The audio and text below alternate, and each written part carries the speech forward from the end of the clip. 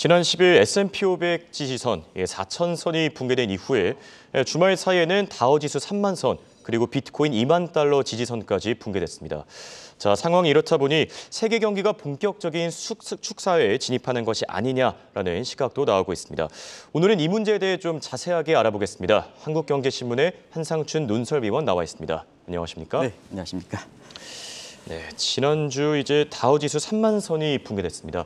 이로 인해서 월가에 미친 영향 좀 크지 않습니까? 네, 지난 주말에는 그 다우지수가 3만 선이 붕괴된 거 있습니다는 요즘 그 우리나라의 금융사들의 금융 사고가 아주 많죠. 예. 상장사도 그렇고 그리고 이틀 동안 유명한 아직 뭐 확인은 안 됐습니다는 제도권의 수장이 무슨 사건에 저질렀다. 그래서 우리 신문에 그 종사하는 사람 입장에서는 사실이냐 하는 얘기로 혼탁했고요. 예. 그다음에 지금은 뭐 이사로 승진했다 말입니다는 작년 그 8월 달에 재테크 세미나에서 아는 종목은 빚내서 투자해라. 사실 그때 주가가 어떻게 보면 지나가 보면 정점인데도 불구하고 아마 이 방송을 통해서는 주식인 확률 게임인데 예. 아는 종목이 있겠느냐. 삼성전자가 삼성의 이재용 부회장도 알겠느냐 주식에 대해서 이런 쪽을 그 방송에 드렸습니다. 근데 제도권의 그 수장이라는 사람이 아는 종목을 빚내서 투자를 하다 보니까 주가가 이렇게 떨어지는 과정에서 우리 영끌 비트했던 사람들이 굉장히 지금 곤혹을 당하고 있다. 예. 그래서 제도권의 수장이라든가 그다음에 제도권에 있는 사람들이 이렇게 자기의 그 이익을 위해서 이렇게 또 각종 금융사고를 이렇게 저지르는 이런 측면에서 한국의 금융사의 가장 본질인 신뢰, 기본에 충실하는 이런 문제에서 굉장히 어두운 환경이 된다. 그래서 시청자 여러분한테 오늘 가장 큰 뉴스, 가장 크게 좀 말씀드리는 것은 내 재산은 전문가의 말보다는 내가 스스로 지키는 거다 하는 이런 쪽을 강조해 드리면서 일단 지금 말씀대로 다우존스 지수가 올해 그 3만 선 붕괴될 것이다 이렇게 보는 시각들은 월가조차도 그렇게 많지 않았습니다. 근데 지난 주말에 붕괴됐죠. 그래서 말씀대로 이달 그 10일에 S&P가 4,000선이 붕괴된 데 이어서 3,000선이 붕괴되다 보니까 월가의 투자 심리가 급격히 이렇게 그 어두운 분위기가 됐습니다. 워낙 그 나스닥 지수가 많이 빠졌기 때문에 지난 주말에 반발 매수해서 소폭 상승했긴 했지만 전체 분위기는 이렇게 투자 심리가 어두운 점을 감안해 볼 때 이번 주에 이렇게 만선이 붕괴되는 것이 아니냐 하는 이런 것이 월가의 초미의 관심이다 이렇게 이제 보시면 되겠는데요. 자, 우리가 보면 이렇게 지금 그 미국 증시가 속속 그 본격적인 조정 국면, 약세장이라 그러죠. 약세장에 진입할 때 보통 그 지수상으로 보면 최고점 대비해서 20% 정도 빠지면 본격적인 조정 국면에 들어간다. 이렇게 이제 많이들 얘기하는데요. 사실은 이미 나스닥 지수는 최고치 대비해서 저기 이제 수치로 보고 있습니다는 32% 이상 떨어졌거든요. 그리고 S&P 지수도 22.8%, 작년 12월 26일이 될 겁니다. 나스닥은 그 앞서서 이미 테이퍼링 추진과 함께 최고치가 꺾였습니다. 그렇죠. 그리고 다우존스 지수가 17.8%입니다. 그래서 나스닥 지수와 S&P 지수는 이미 본격적인 조정 국면에 들어가 있고요. 그다음에 이번 주에 만약에 다우존스 지수가 20% 밑으로 빠지면 전부 3대 지수가 본격적인 조정 국면에 빠진다는 얘기거든요. 그런 측면에서 월가에서는 두 가지 시장적인 측면에서 나스닥 지수가 만선이 붕괴되느냐 그리고 다우존스 지수가 20% 밑으로 더 떨어져서 3대 지수가 본격적인 조정 국면에 빠지느냐 하는 이런 측면이 관심이 되고 있는데요. 일단은 월요일은 휴무죠. 그렇죠. 그런 상태에서 이번 주에 미국 증시 움직임이 세계 금융시장에선 가장 주목되고 있다 이렇게 됐습니다. 네, 상황이 심상치 않은 것 같습니다. 사실 지난주에도 이미 짚어주시긴 했지만 이 다우지수 3만 선이 붕괴된 배경에 경기 침체의 공포감이 계속 확대되고 있기 때문이다. 그렇게 전해주시지 않으셨습니까? 네, 사실은 그 다우존스 지수는 경기에 민감한 업종으로 구성되어 있다 이렇게 얘기하지 않습니까? 그래서 다우지수가 빠지는 데는 여러 가지 요인이 겹치긴 했습니다는 역시 경기 침체 우려가 이것이 다우존스 지수를 끌어내리는 이런 배경이 되고 있는 것이 아닌가 생각합니다. 오늘 그 5시 30분부터 우리 그 캐스터분이 전해주는 홍 앵커가 이렇게 이렇게 그 진행하에 전해지는 내용을 보면 저도 이거 30분 지켜보면서 무슨 얘기가 우리 캐스터분의 입을 통해서 가장 많이 나왔을까 하는 측면에서는 역시 경기 침체라는 영어거든요. 예. 텍스 마닝 기법에서 30분간의 우리 캐스터분의 어조지스러우면 경기 침체가 가장 많이 나오는데요. 사실은 지금 미국 경제 지금의 침체냐 아니냐 할 때는 침체다. 지표상으로는 침체다. 근데 미국의 국민들이 느끼는 체감 경기는 더 침체다. 예. 이렇게 보시는 것이 정확한 게 아닌가 생각합니다. 일단은 미국의 경제 성장, 종합적인 경제 성장률이 어찌됐든 1분기에 마이너스 1.5% 떨어졌죠. 예, 그렇죠. 2분기 성장률이 관심이 되고 있습니다는. 그러나 지금은 체감적인 지표에 있어서는 미국의 사실 소비자 물가 상승률 8%대가 이렇게 지속된 8.6% 가니까 임금 상승률이 5.6% 오른다 하더라도 실질 소득은 지금 3%포인트의 실질 소득이 감소된 거거든요. 그래서 미국의 국민들 사이에서는 임금 올릴 필요가 없다는 얘기입니다. 예. 물가가 더 많이 드니까. 예, 그렇죠. 그런 과정에서 바이든 대통령이 인플레 파이터로 나서는 것도 바로 그런 측면이다 이렇게 됐습니다. 실질 소득이 감소하는 것은 체감적인 측면에서 경제 고통과 직결되는 거거든요. 예.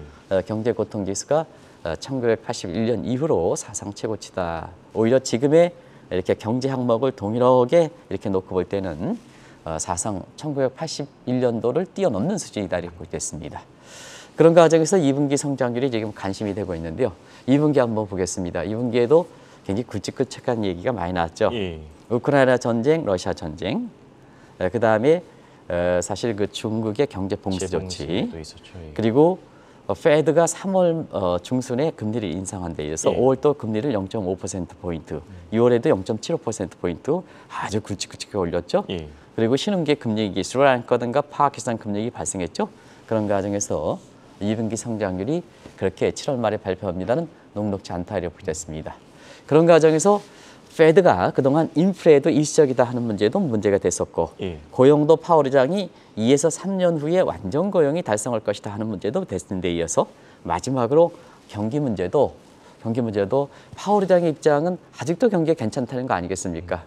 그리고 지난 주말에 월가에서 이렇게 오락가락했던 것이 제닛 앨런 의장이 경우에 따라서는 이런 얘기가 있거든요. 시청자는 양해를 구하고 하겠습니다. 예. 언해로 치매에 걸린 게 아니냐. 왜냐하면 홈캐스터 입을 통해서 제닛 앨런이 스태그플레이션 가능성이 높다 이렇게 얘기했습니다.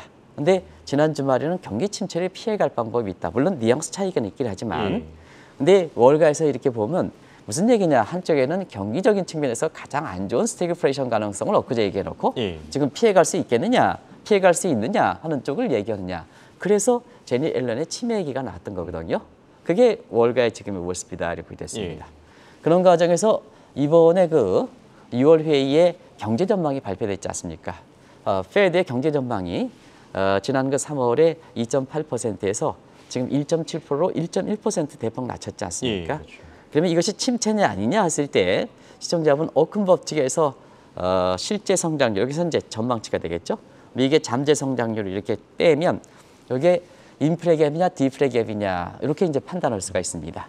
그런 측면에서는 페드가 지금 이 미국 경제 잠재 성장률을 1.75%로 보거든요. 그러면 이제 홍영캐스터 머리 좋으시죠? 머리 좋은 거 필요는 없고 1.7%에 1.75%를 빼면 마이너스 0.5%포인트 디플레 갭이 나온다는 얘기거든요. 그렇죠. 경기 침체죠. 뭐가 그렇습니까? 경기 침체죠. 뭐 가지고 그렇습니까? 그래서 앨런 의장이라든가 파월, 지금의 미국의 바이든 정부의 경제 강요들이 경기 침체가 아니다 하는 이런 측면에서 자, 지표상으로는 그럴지 모르지만 내 주변 경기는 이미 침체되어 있다 하는 측면에서 지표 경기와 체감 경기 안에 아주 괴리가 발생하고 있는 것이 지금 모습이다. 그러면 투자 심리는 지표보다는 늦게 가는 지표보다는 체감적인 심리 지표가 중요하다. 결국은 경기 침체를 느낀다 하니까 주식 투자는 안 하는 거죠. 위험자산 다우져서 떨어지게 되는 거죠. 그런 맥락이 나열이 됐습니다. 네, 그렇다면 이번엔 가상화폐 시장도 한번 점검해 보겠습니다. 다우지수 3만 선이 붕괴된 것도 충격이었는데 이 주말 사이에 비트코인 2만 달러 지지선이 붕괴된 것도 좀 큰 주목을 받지 않았습니까? 네, 홍앵커도 그 방송을 진행하시 보시면 제가 이렇게 쭉 들면 비트코인에 대해서 굉장히 부정적으로 이렇게 입장을 정리하고 계신데요. 이 방송을 통해서는 작년 11월 10일인가 비트코인이 6만 7천 갈 때 예. 아주 낙관적 심리가 됐죠. 예, 이때 아주 그렇죠. 찬물을 끼얹는 방송을 했습니다. 그래서 비트코인이 가치가 없는데 비트코인이 저렇게 투자하느냐 하는 측면에서 시청자분의 항의를 굉장히 많이 받았습니다. 우리 그 코인 게머들이 이 비트코인을 많이 투자하고 예, 2017년에 비트코인의 그 어떤 사건, 그다음에 이번에 그 테라라든가 루나 같은 사건도 한국 사람 문제였었거든요. 이런 성향 때문에 굉장히 항의를 받았습니다는 옳은 건 옳은 겁니다. 예. 그래서 줄기차게 아마 사실 그 비트코인에 대해서 부정적으로 가상화폐에서 부정적으로 이 방송을 통해서 투자자분의 정작 코인 개미부들의 재산 손실을 보전하기 위해서 한국경제TV가 줄기차게 가상화폐라든가 비트코인에 대해서 부정적으로 얘기했던 것은 뭐 시청자분이 방송을 반복해왔기 때문에 다들 아실 겁니다. 예.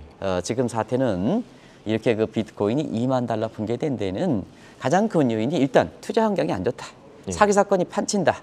우리 금융사건이라든가 제도권의 수장이 무슨 이렇게 이득에 걸려 있다든가 그다음에 제도권의 이사가 무슨 아는 정보를 빚내서 투자하라 하니까 지금 뒤늦게 막차를 타서 이렇게 재산 손실을 많이 빚고 있지 않습니까? 이런 환경에서 보면 혼탁하다는 신뢰 문제가 떨어지지 않습니까? 이게 이제 비트코인과 관련된 가장 가격이 안 좋은 측면이고요.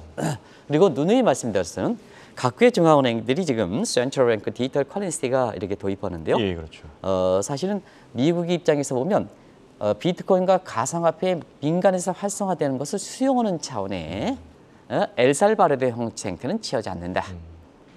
예. 베네수엘라는 취하지 않는다. 이분법적으로 자 센트럴 뱅크 디지털 커런시를 도입하면 비트코인과 같은 가상화폐는 적대시한다 하는 쪽도 누자히 말씀드렸거든요. 그런 과정이 겹치다 보니까 비트코인이 작년에 놀라지 마시기 바랍니다. 작년 11월 달에 6만 7천 달러 정도 돼서 예. 지금은 불과 6개월 정도 사이, 6개월이죠? 예, 6개월 그렇죠. 중수니까 예. 만으로 6개월 정도 사이에 19,000달러의 장중 한때 붕괴되는 지금은 반발 매수는 의미가 없습니다. 2만 예. 달러 조금 되지만 또 무너질 거로 이렇게 보는데요. 사실 그 데드캣 바운드 현상에 따라서 지금 딱 이렇게 2만 달러가 되고 있습니다. 전체적인 분위기는 안 좋은 상황이거든요. 왜 그럴까 하는 측면에서는 예. 항상 향후의 비트코인에 대해서는 캐시우드가 50만 달러, 시티뱅크가 31만 달러, 그다음에 다이먼 요새 활발하게 말씀하시는 다이먼 JP 모건 회장 같은 경우는 가격이 어느 날 someday, sometimes 치료로 간다 이렇게 극단적으로 이렇게 나오고 있지 않습니까? 이런 상태에서 알려진 사람이 한 사람 50만 달러, 알려진 사람이 제로로 간다 하면 투자자분들이 저런 전문가의 얘기를 들을 필요가 없다는 얘기입니다. 내 재산을 내 스스로 이렇게 지켜야 된다는 얘기입니다. 예. 그런 차원에서 비트코인이 무슨 가치가 있느냐? 가치와 가격 이론이 가장 기본 아닙니까? 홍 앵커의 죄송한 말씀입니다만 가치는 결국은 시장에서 앵커의 이렇게 출연료를 결정하는 거 아니겠습니까? 예, 그렇죠. 그래서 가치를 증대하기 위해서 온 국민들이 노력하는 거 아니겠습니까? 내 자녀들 유학을 보내고 좋은 학교 보내고 그렇지 않습니까? 예. 그래서 나중에 시장에서 좋은 평가를 받기 위해서 그런 거 아니겠습니까? 그런 과정에서는 가장 기본 전문가 말도 저렇게 왔다 갔다 한다.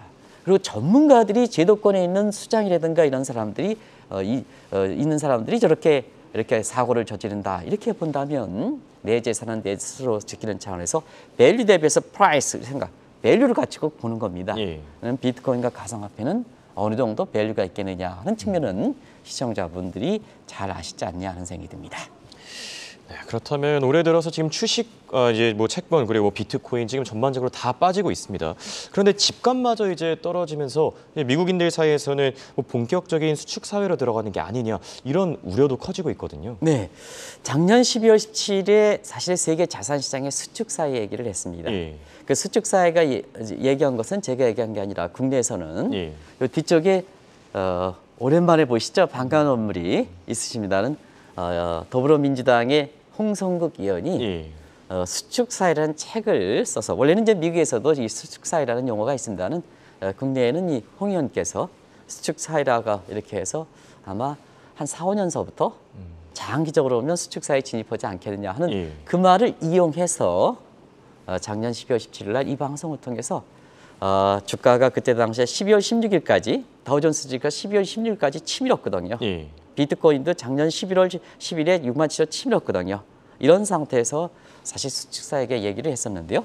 수축사액의 의미를 잘 아실 거로 봅니다. 그래서 더불어민주당의 홍성극 의원이 이렇게 사용해서 국내에 잘 알려지고 있는데요.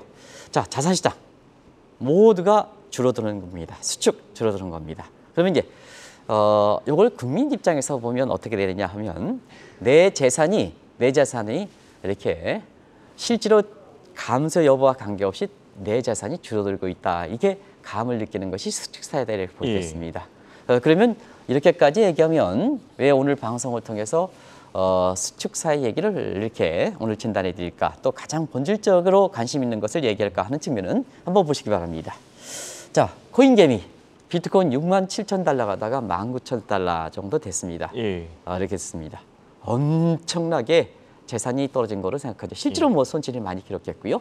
그다음에 동학개미는 코스피가 3,200선에서 지금 2,400. 지난주에는 장중한 때 2,400마저 붕괴됐었죠. 예, 그렇죠. 뭐 이렇게 해서 재산이 감소되지 않느냐. 서학개미들도 대표적으로 테슬라 주가 이게 한째 1,300달러 가다가 지난 주말에 조금 반등했습니다. 그래도 650달러거든요. 예. 그래서 이런 것이 결과적으로 내 재산이 어느 날 갑자기 많이 줄어들었다 하는 느낌을 내는 것이 수축사에 진입했다 하는 것을 국민들이 느끼는 거다 이렇게 보이겠습니다. 결국 이 수축사의 문제는 얼마큼 중요하냐면 결국 모든 것이 재산이 줄어든다 하면 홍익경에서 내 재산이 줄어들어? 그럼 뭐냐? 미래에 대해서 불확실하게 증대하니까 저축 증대가 되죠. 예. 저축 증대하면 안 쓰게 되는 거죠. 세이빙스 패러독스, 전략의 역설이죠. 예. 세이빙스 패러독스 이렇게 해서 안 쓰게 되니까 결국은 안 쓴다. 그러면 경기는 더 침체되겠죠. 예. 경기는 침체되니까 결과적으로 다우존스 지수라든가 주가가 추가적으로 떨어지는 거다 이렇게 보시게 됐습니다.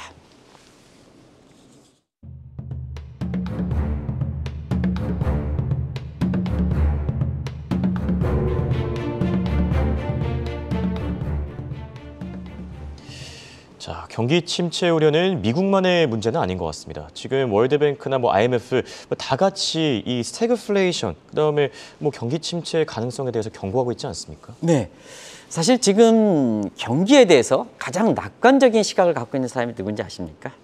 누굴까요, 과연? 파월과 제닛 옐런, 미국의 경제 강요들입니다. 세계적 예측 기관들은 전부 경기에 대해서 굉장히 시각이 악화되고 있다 이렇게 보시면 되겠습니다. 우리가 보면 세계적 예측 기관들의 경기를 예측하는 시간이 짧은 6개월 내 변화된 시각을 한번 시청자분이 한국경제TV에서 그때마다 말씀드렸습니다는 그걸 요약해 드리겠습니다. 예. 자, 연초에는 세계 경기가 이렇게 침체가 우려하는 시각이 없었습니다. 예, 그렇죠. 그런데 올해 4월 달에는 IMF에서 보면 슬로우 프레션이라는 그 얘기를 공식적으로 얘기했거든요. 경제 성장이 둔화된다, 물가가 올라간다. 그러나 아주 어려운 단계는 아니다. 이런 측의 시각이 좀 어둠과기로 바뀌었거든요. 근데 불과 2개월 사이에 이달 들어서는 월드뱅크라든가 OECD가 공식적으로 세계 경제에서 스태그플레이션 가능성을 경고를 했죠. 예. 그런 것이 세계적 예측가들이 불과 짧은 순간에 많은 이코노미스트들이 있는 상태에서 저렇게 경기에 대해서 침체에 대한 우려 시각이 높아졌다 이렇게 보여졌습니다. 그럼 이제 지금 한번 보겠습니다.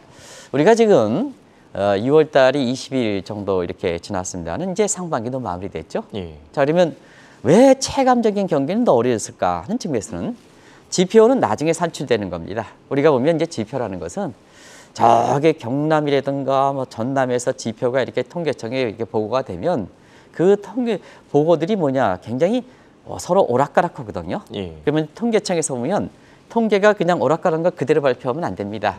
의미 있게 통계를 조합하는 작업이 있어야 되거든요. 그런 작업까지 걸리려면 시간이 많이 걸리죠. 근데 국민들은 소셜 네트워크라든가 뭔가를 통해서 더 앞서가지 않습니까? 예. 그래서 지표만 가지고 얘기하면 안 되는 거거든요. 미국의 그 경제 강요들이 제닛 앨런이라든가 파월 의장이 아직도 경제가 괜찮다 하는 시각은 자, 국민들이 체감 경기를 안 와가지고 생각하는 프레임 이펙트를 생각해야 되는데 너무 지표에 갇혀 있다는 얘기입니다. 지표에 갇혀 있다는 얘기입니다. 예. 그런 측면이거든요. 그런 과정에서 자, 왜 미국의 국민들은 경기 침체에 대해서 공식적으로 인정하느냐 하면 내 주변에 나타나고 있는 사건들이 내가 통제하지 못하는 아주 굵직굵직한 변수라는 얘기입니다.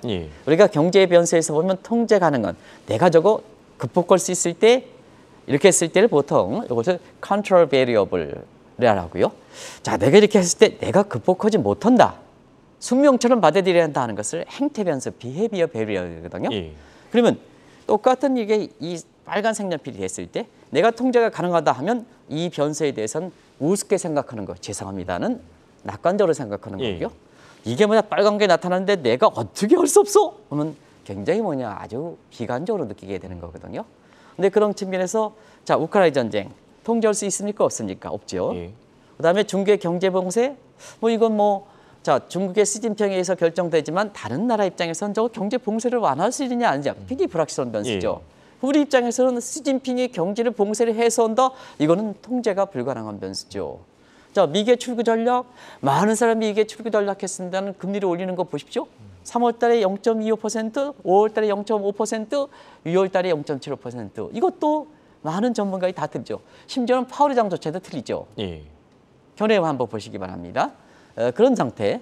그 다음에 신흥국 금융위기, 이런 측면이 전부 내가 통제할 수 있는 행태 변수가 아니기 때문에 예측 기관들의 시각도 굉장히 경기관이 안 좋은 거고, 그 다음에 제닛 앨런과 파월 의장의 경기를 아직도 침체 우려가 없다 하는 시각에 대해서는 굉장히 세계적으로 굉장히 공감을 하지 못하는 거고, 예. 그리고 세계 경제 침체 우려가 앞으로 계속될 것이다 이렇게 보는데요.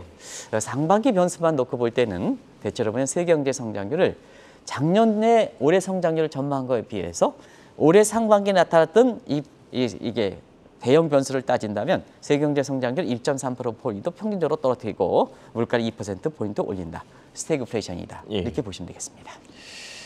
자, 지금까지 뭐 계속 이렇게 짚어주시기도 했었고 지난주에도 특히 이제 얘기해 주셨는데 이 연준의 트릴레마 논쟁, 지금 연준 입장에서 참 머리가 아플 것 같습니다. 경기 침체를 과연 어떻게 잡아야 될지. 네, 0.75%포인트 올리지만 인플레를 잡느냐? 그것도 확신을 못합니다. 예. 왜냐하면 지금은 공급 측 요인이 더 크지 않습니까? 예, 그렇죠.